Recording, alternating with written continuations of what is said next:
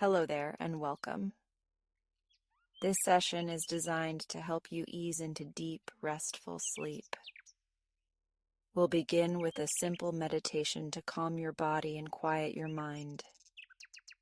Then, as you drift closer to sleep, I'll introduce a gentle bedtime story, just enough to carry you into your dreams. Before we begin, press the like button and subscribe for more sleep story videos. I'd love to hear from you. Leave a comment saying where you're listening from and what time. Find a comfortable position, close your eyes, and take a deep breath in and out. Take a slow, deep breath in and exhale gently. One more time, inhale deeply, filling your lungs with fresh, soothing air. And as you exhale, let go of the day, releasing any tension, any thoughts that no longer serve you. With each breath, feel your body becoming lighter, more at ease, sinking into comfort. You're doing great. Next, bring your awareness to the top of your head. Imagine a warm, gentle light resting there, like the soft glow of a bedside lamp. This light begins to spread slowly, easing away any tension in your forehead, softening the space between your eyebrows, relaxing your eyelids, your cheeks, your jaw. There's nothing you need to hold on to. Just let everything soften, loosen, unwind. Feel your shoulders drop slightly as if a weight has been lifted. Your arms become heavy, sinking into deep relaxation. With every breath, this warmth moves lower, your chest rising and falling effortlessly, your stomach soft and calm, your legs and feet completely at rest. The world around you fades into quiet. There is nothing to do, nowhere to be. Just this moment, just rest. Imagine yourself wrapped in a cozy, soft blanket of stillness, safe, warm, and peaceful. Each breath carries you deeper into comfort, deeper into rest, deeper into sleep. And here's tonight's cozy bedtime story.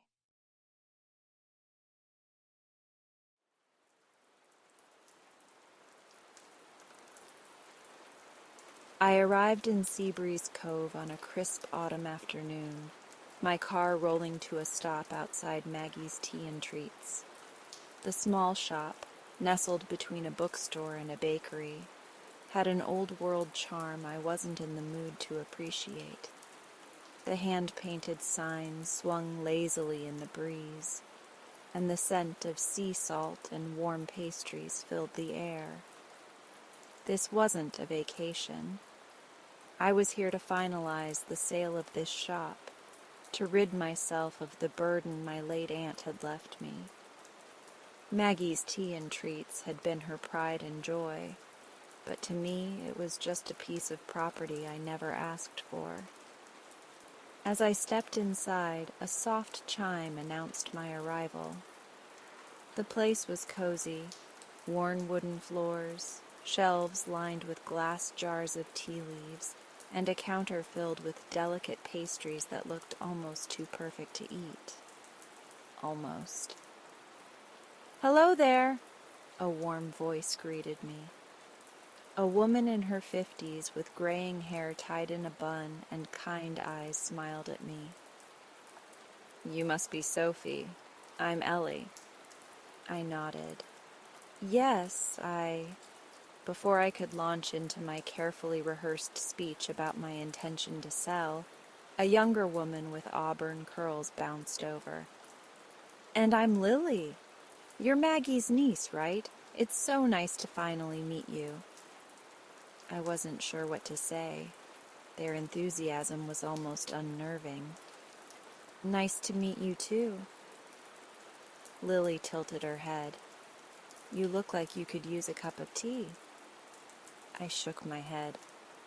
I'm fine, really. Ellie cut me off with a knowing smile. Humor us. Just one cup of Maggie's special blend. I sighed. I didn't have the energy to argue, and, truthfully, I was a little curious. All right. 1 cup. Ellie beamed and bustled behind the counter, measuring tea leaves with a precision that suggested years of practice. Lily leaned in. Maggie's blend is special, you know. She always said it had a way of showing people what they truly needed. I wasn't here for cryptic wisdom, but I let them steep my tea in peace. The aroma that drifted toward me was warm, floral, and oddly familiar, stirring something deep in my memory. As I took my first sip, warmth spread through me, and for a brief moment I felt home. I shook the thought away. I couldn't afford to get sentimental. To distract myself, I excused myself to explore the back storage, under the guise of inventory checking. The room smelled of old books and dried herbs. I ran my fingers along the shelves, stopping when my hand brushed against something worn and leather-bound. I pulled it free, a book, old and well-loved. Curious, I flipped it open. Maggie's handwriting covered the pages, recipes, notes, and scribbles in the margins. I traced the ink, feeling the weight of my aunt's presence. And then I saw it. Near the back, in bold, underlined letters, the missing ingredient. Beneath it, a short note. The final touch, the one thing that makes it truly magical. Hidden where the sea meets the heart. My breath caught. What did that mean? My practical mind told me it was probably just a sentimental note. But another part of me, the part stirred by that cup of tea, wasn't so sure. I carried the book back to the front, setting it on the counter. Ellie and Lily exchanged a glance. You found Maggie's book, Ellie said softly. I nodded. She wrote something about a missing ingredient. Do you know what she meant? Lily's eyes twinkled. That's a mystery no one's been able to solve. A challenge. I should have ignored it. I should have signed the paperwork and left. But something about Seabreeze Cove, about the warmth in that cup of tea, about Maggie's words, made me hesitate. Maybe, just maybe, I wasn't ready to say goodbye just yet. When I first stepped into the little tea shop, the bell above the door jingled, sending a ripple of nostalgia through my chest. It had been years since I last walked these wooden floors, inhaling the familiar scents of chamomile, cinnamon, and lavender. But this time was different. This time the shop belonged to me. Maggie's tea house had been my great-aunt's pride and joy, a cozy nook where locals gathered, stories were exchanged, and life seemed to slow down just enough to savor. When she passed, leaving the shop in my hands, I assumed selling it would be the obvious choice. My life was in Boston, my career steady, my world meticulously structured. I had no business running a tea shop in a small town. Yet something held me back. Maybe it was the warmth of the space, the handwritten labels on glass jars, or the well-worn wooden counter where Maggie used to stand. greeting customers with her ever-present smile. Or maybe it was the faded leather-bound book I found tucked behind the register. A book filled with Maggie's handwritten recipes and notes. I ran my fingers over the inked pages, some smudged with time, others filled with annotations in the margins. The names of the blends were familiar. Evening Comfort, Winter's Hug, Maggie's Remedy. I could practically hear her voice explaining the benefits of each ingredient, the care she took in every mixture. One in particular caught my attention. Maggie's signature blend. It was her most famous tea, the one that kept customers coming back. But as I skimmed the recipe, a frown formed between my brows. Something was off. The ingredients listed, black tea, dried orange peel, clove, a hint of vanilla, seemed correct. Yet when I tried to replicate it, the taste was wrong. Not bad, but missing something essential. I brewed it twice, 3 times, adjusting measurements, steeping times, even the order in which I combined the ingredients. Still, it lacked the depth I remembered. "Maybe you're overthinking it," a voice suggested behind me. I turned sharply, nearly knocking over a jar of peppermint leaves. Noah stood in the doorway, sleeves rolled up, tool belt slung low on his hips. He was exactly as I remembered him, broad-shouldered, dark-eyed, exuding a quiet steadiness that had once driven me absolutely insane in our teenage years. "Noah," I said, trying to sound unaffected. He nodded in greeting, his gaze scanning the shop. "I heard you might sell." I folded my arms. "I haven't decided yet." "Good," he said simply, stepping further inside. It would be a shame to see it go. I ignored the way his presence unsettled me and focused on the book in my hands. "I'm trying to recreate Maggie's signature blend, but it's not tasting right." He leaned against the counter, arms crossed. "Maggie had a way of making things special. Maybe it's not just about the ingredients." I let out a frustrated sigh, but before I could argue, he gestured toward the shelves. "This place has seen better days. Some of the cabinets are loose and the front window could use fixing. I can help." "I don't need—" "You do," he interrupted. "You're good at a lot of things, Sophie, but carpentry isn't one of them." I wanted to argue, to tell him I had things under control, but truthfully I didn't. The shop needed repairs, and I lacked both the skill and the time. Reluctantly I nodded. "Fine, but I'm paying you." He smirked.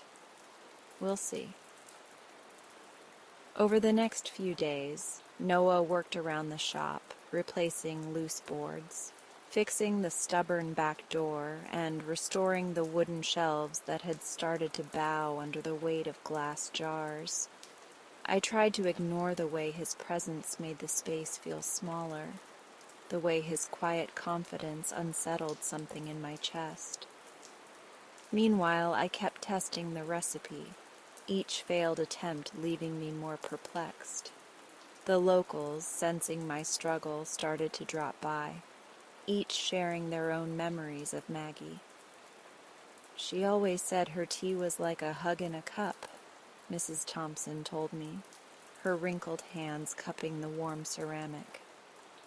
"It wasn't just the ingredients, dear. It was the love she put into it." "Have you checked her old supplier?" Mr. Lorne, the retired postman, asked. "She had a special way of getting her spices. Something about how they were dried." I started to see Maggie through their stories, not just as my great aunt, but as a pillar of the community. a woman who had built something far greater than a tea shop. She had built a home for people's hearts. One evening, as Noah finished tightening a stubborn cabinet hinge, I leaned against the counter, staring at the recipe book. What if I'm missing more than an ingredient? I mused aloud. He wiped his hands on a rag. What do you mean? I chewed my lip. Everyone keeps telling me Maggie's tea wasn't just about the blend. It was about the feeling it gave people. Maybe I'm too focused on recreating it exactly instead of making it my own. Noah studied me for a long moment before nodding. Sounds like you already have your answer. I glanced at the jars behind me, a thought forming. What if I added something subtle? Something that carried warmth in a way Maggie would approve of? I reached for a tin of honeybush, a naturally sweet, slightly smoky tea she had once loved. Carefully, I measured a small amount and mixed it into the blend before steeping a fresh cup. The moment the aroma hit my senses, I knew. This was it. I lifted the cup to my lips, and as the flavors unfolded, rich, warm, comforting, I felt something settle inside me. I wasn't just replicating Maggie's tea. I was honoring her by bringing a part of myself into it. I turned to Noah, holding out a cup. Try it. He took a sip, his gaze meeting mine over the rim. That's it. I exhaled, a slow smile forming. Maybe I wasn't meant to sell this place.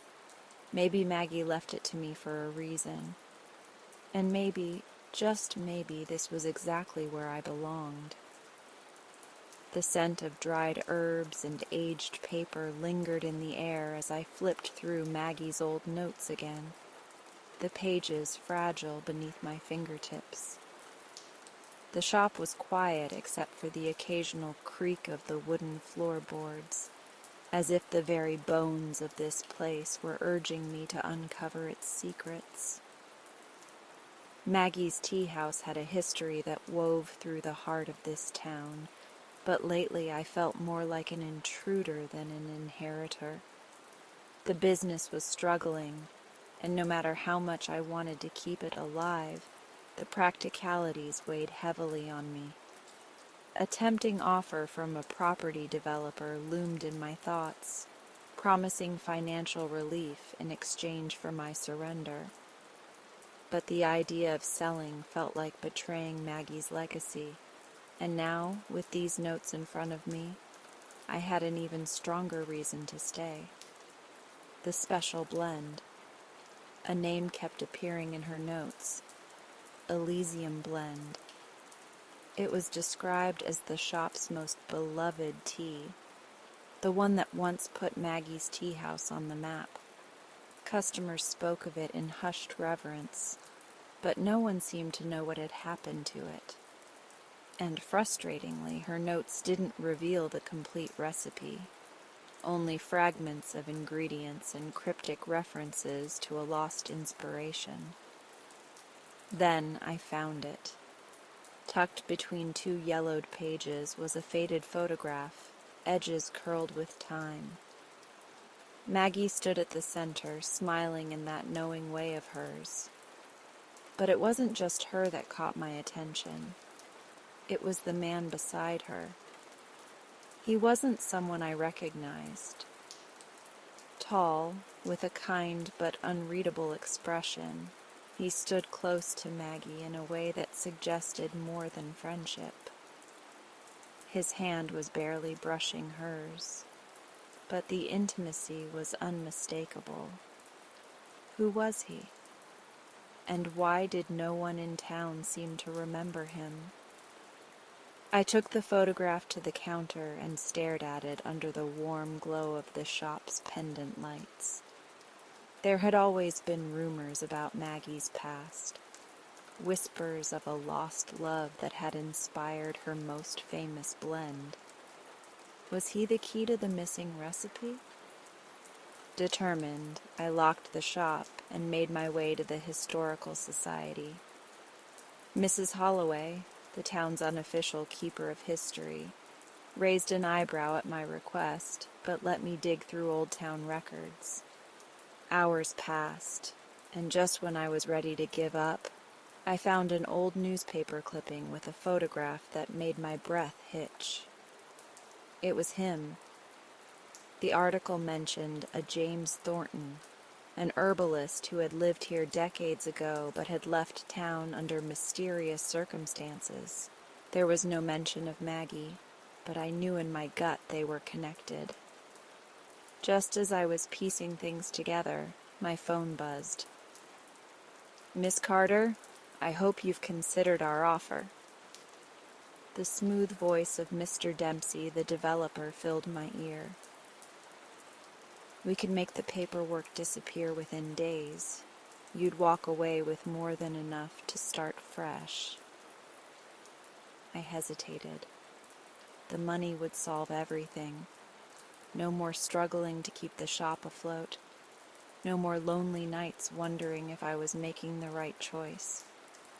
But then my eyes drifted back to the photograph, to Maggie's secret, to the blend that had once made this place magical.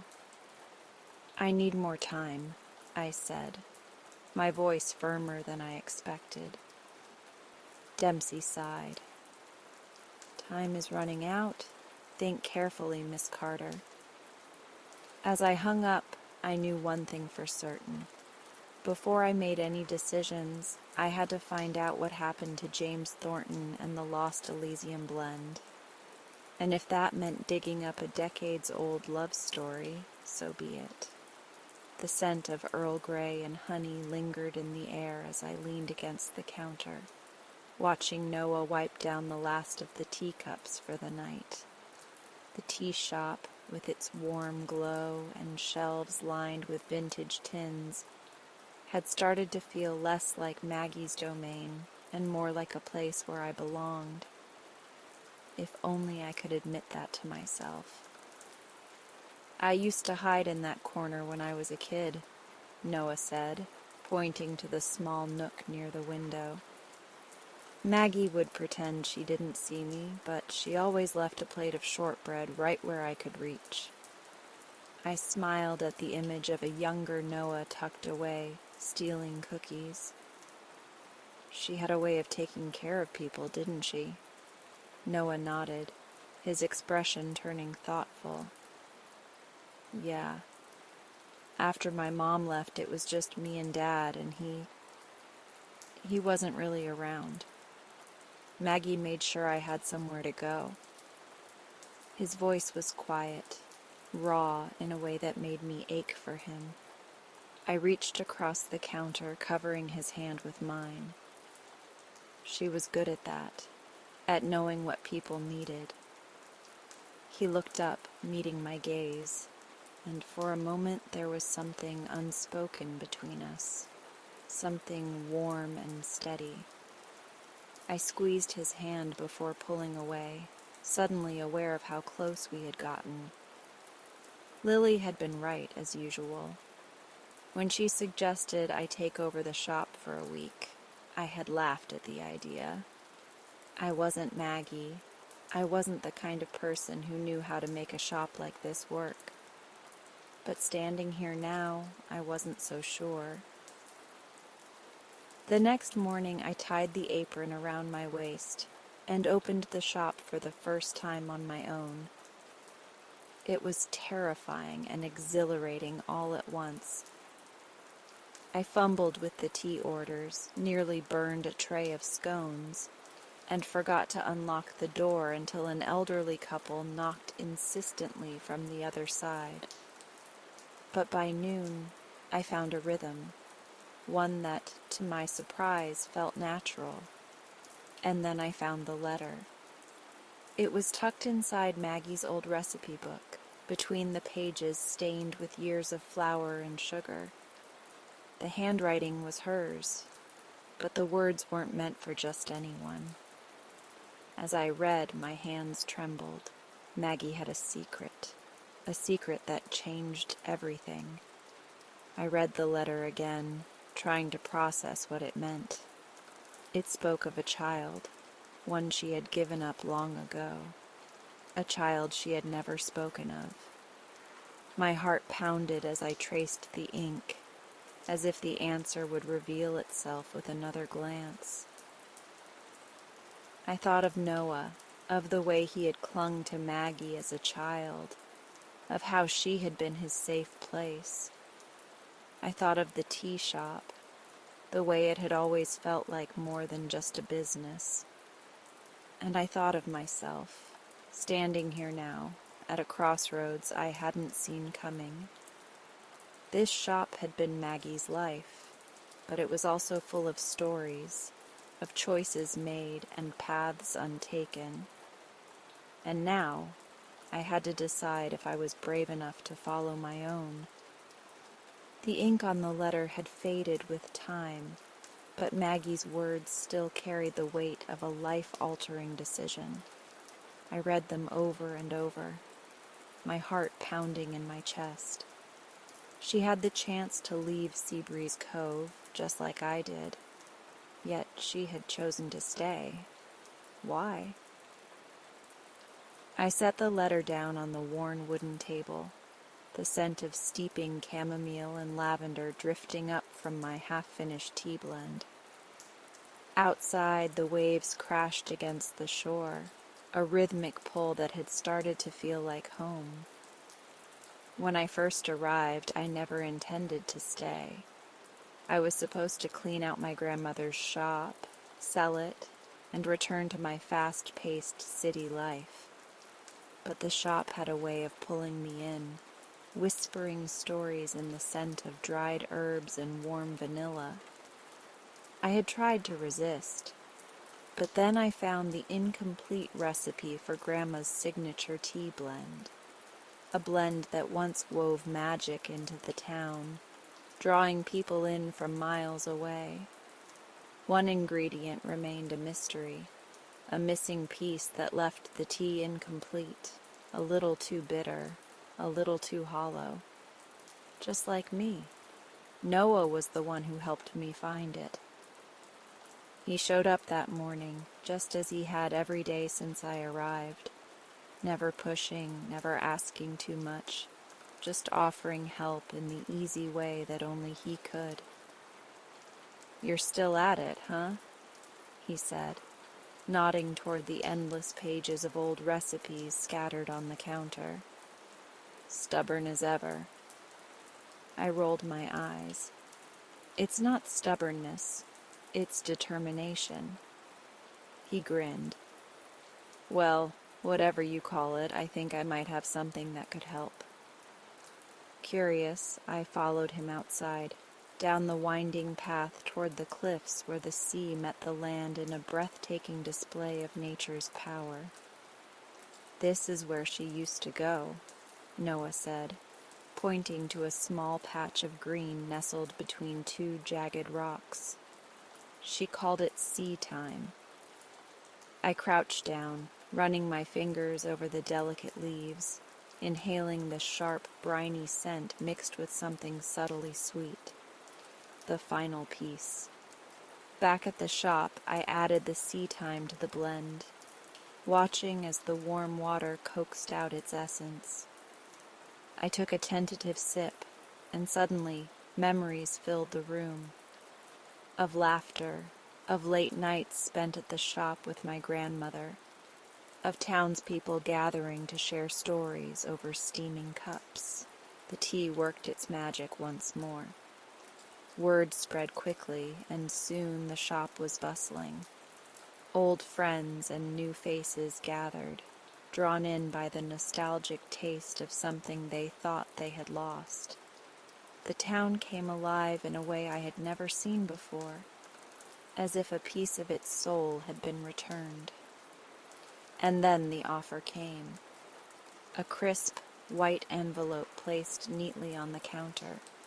A final, undeniable offer from the developer who had been chasing me since I arrived. The sum was staggering, more than enough to return to the city in luxury, to reclaim the life I had built before all of this. I read the numbers. Then I read Maggie's letter again.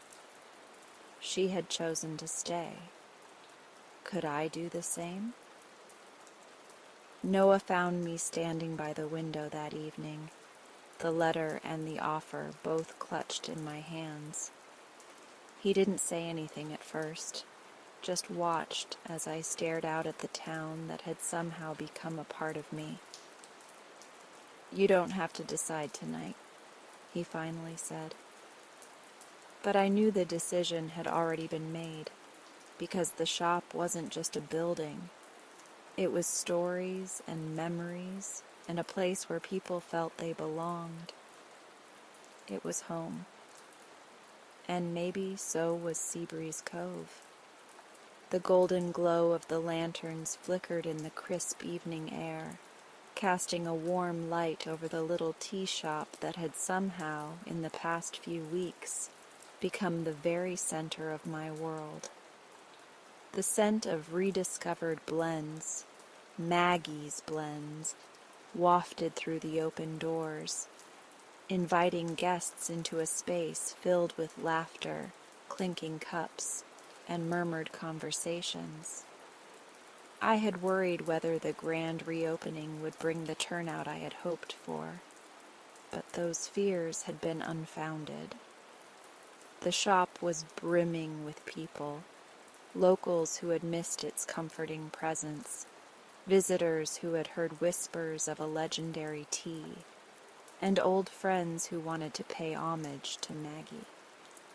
My heart swelled as I moved through the crowd, greeting familiar faces, sharing stories, and watching as people savored the very essence of what made this shop special.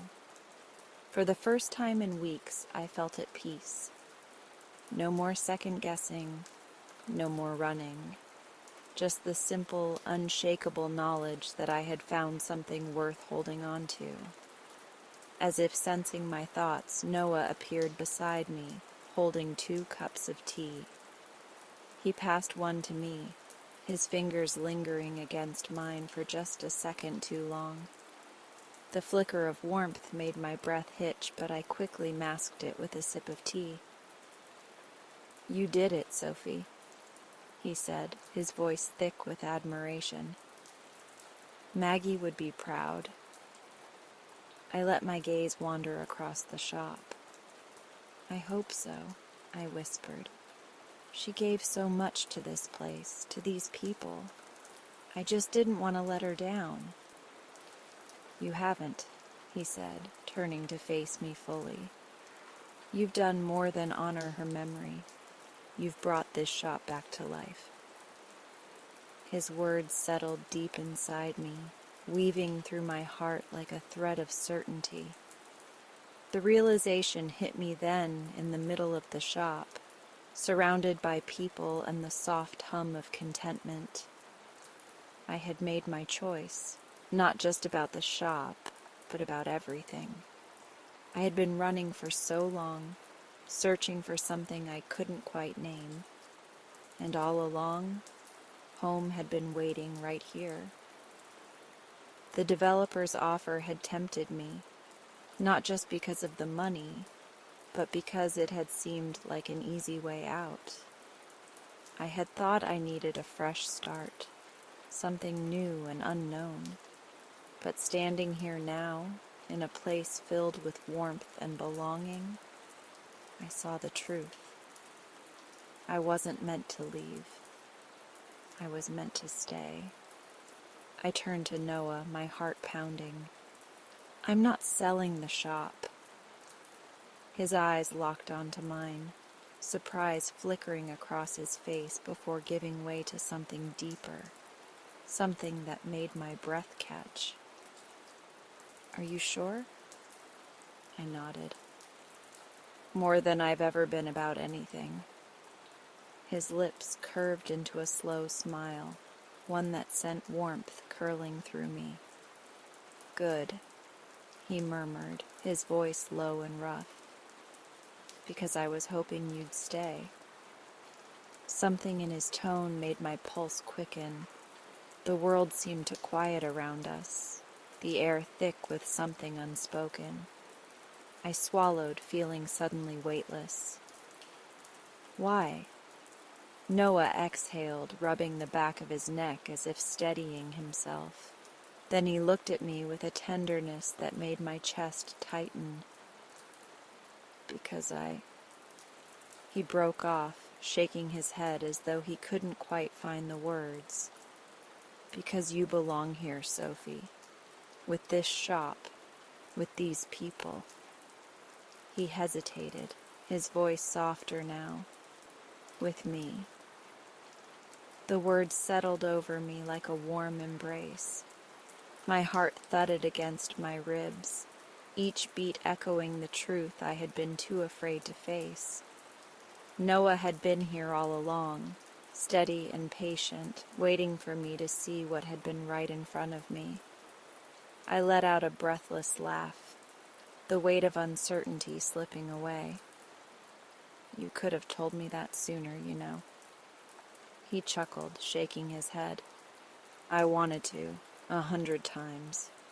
But I needed you to figure out where you belonged first." Tears burned at the back of my eyes, not from sadness, but from the overwhelming fullness of this moment, of knowing I had found my place. I reached for his hand, lacing my fingers through his. "I think I have." His thumb brushed over my knuckles, his smile soft and certain. "Good." The night stretched on, laughter spilling into the streets as the grand reopening became more than just a celebration. It became the beginning of something new, something whole.